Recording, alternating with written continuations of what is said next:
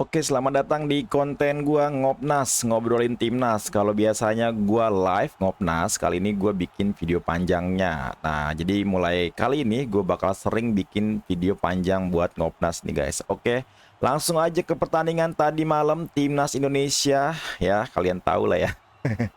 Tiga kata lucu, Sri lawan Laos. Ada yang bilang seperti itu ya. Tapi memang kalau dilihat dari histori, kita memang di atas kertas selalu bisa menang melawan Laos. Seingat gua, satu-satunya kita seri lawan Laos itu adalah saat 2012 di ajang AFF juga.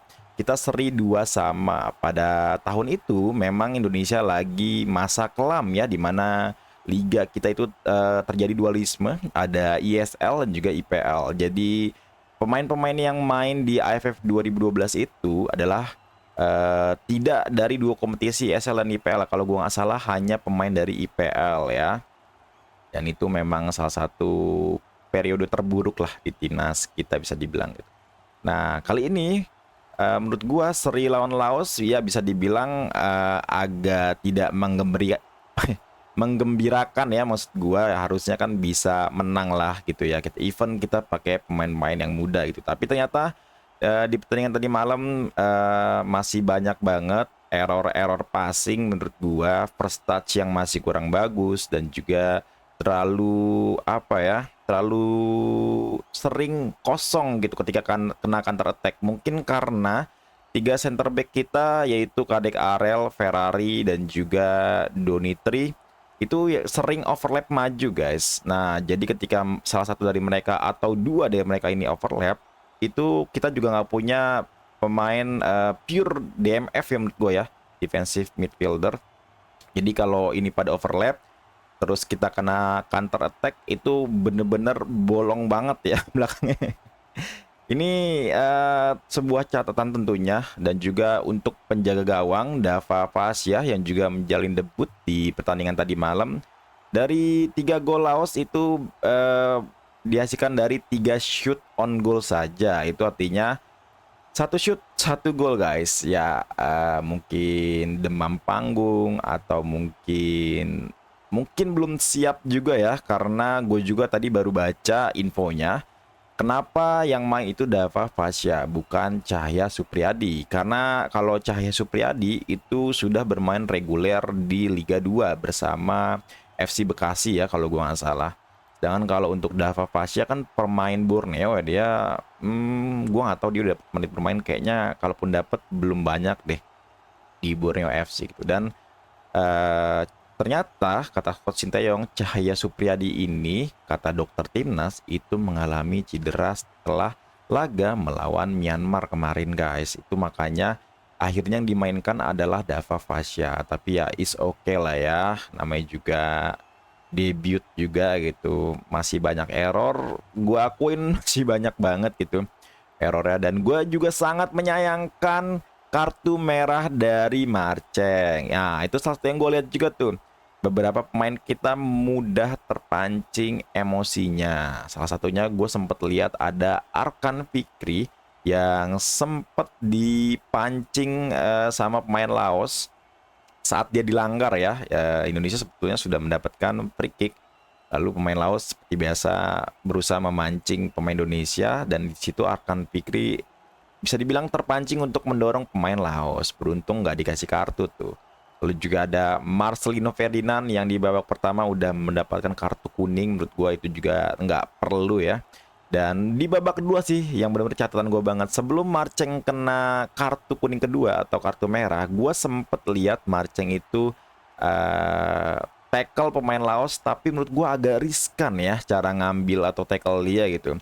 Gue udah wanti-wanti dan betul aja di menit ke-68 ya kalau nggak salah, dia lagi-lagi melakukan tackle yang menurut gue cukup berbahaya, dan betul aja bolanya nggak kena kali ini. Dan ya kartu kedua dan kartu merah itu artinya Marcelino Ferdinand nanti melawan Vietnam akan absen guys. Nah gimana nih menurut kalian melawan Vietnam di kandang Vietnam pula, dan kabarnya tiket di stadion Vietnam itu sold out. Nah bisa dibayangkan itu, ini pemain-pemain kita masih baru pada debut, terus juga salah satu pemain senior lah, walaupun Marcin juga masih muda gitu ya, kena kartu merah.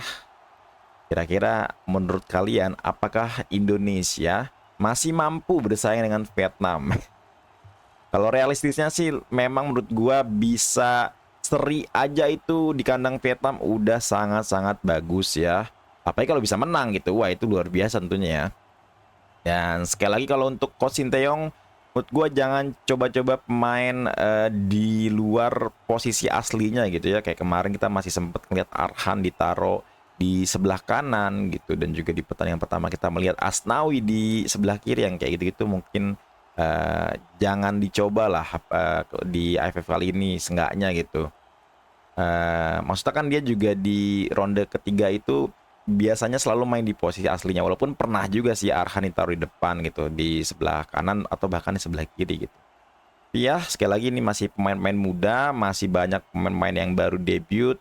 Kalau gue pribadi salah satu pemain yang menurut gue dapat poin plus dari gue itu Doni Tripamungkas, lalu juga ada Victor Detan ya. Sayangnya kemarin di laga melawan Laos lagi-lagi tidak mendapatkan menit bermain dari awal gitu. Gue agak penasaran sama pemain ini karena di match pertama cukup membuat gue cukup kagum ya dengan apa namanya visi bermain dia, walaupun gak banyak apa menit yang dia mainkan di lawan Myanmar. Lalu di lawan Laos semalam memang jujur dibandingkan lawan Myanmar lebih bagus permainan si Victor Detan di lawan Myanmar sih semalam, ya tidak terlalu kelihatan juga lah gitu. Dan sekali lagi semoga bisa lebih tenang lagi pemain-pemain timnas. Itu passing-passing errornya luar biasa, bikin gue gregetan ya pas live reaction. Robi Darwis, terus juga siapa lagi ya, Arkan Fikri, Raihan Hanan gitu ya. Marcelino termasuk juga sempat salah passing, Arhan pun sempat salah passing kalau gue nggak salah.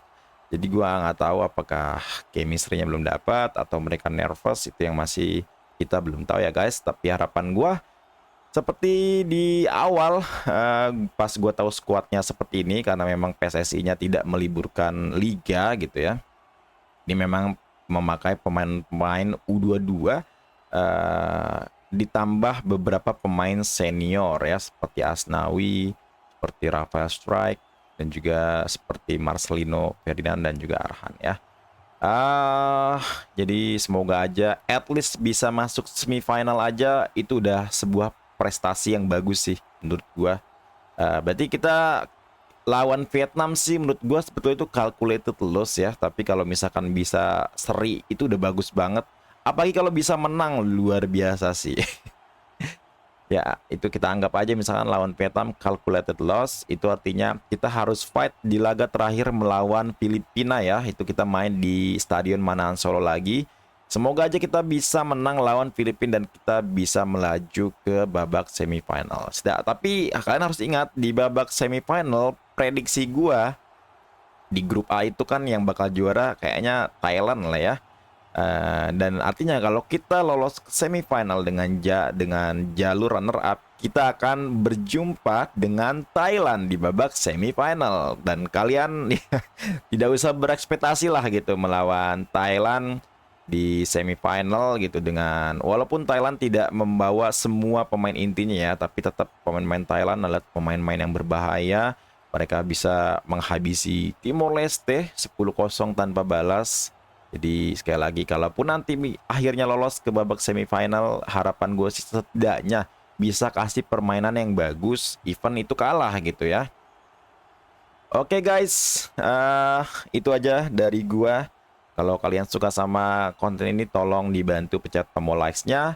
Dan juga kalau kalian belum subscribe, jangan lupa dibantu subscribe channel gue.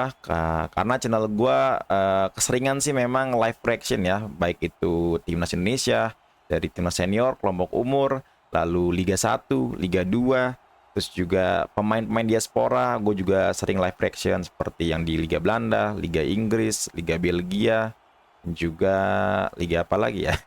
Atau yang main di Europa League lah. Sama Italia ya, Bang Jai. Gue sering banget live Venezia. Oke, terima kasih guys yang sudah nonton. Itu aja dari gue. Assalamualaikum warahmatullahi wabarakatuh. Oh iya, Gue lupa.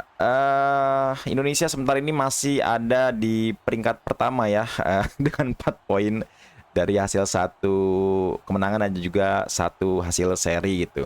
Tapi kalau misalkan lawan Vietnam anggap aja kalah, ya berarti poin maksimal yang kita dapat nanti 7 ya, dan itu kayak cukup lah buat kita melaju ke semifinal melalui runner up dari grup B ini ya. Oke, itu aja dari gua. Assalamualaikum warahmatullahi wabarakatuh.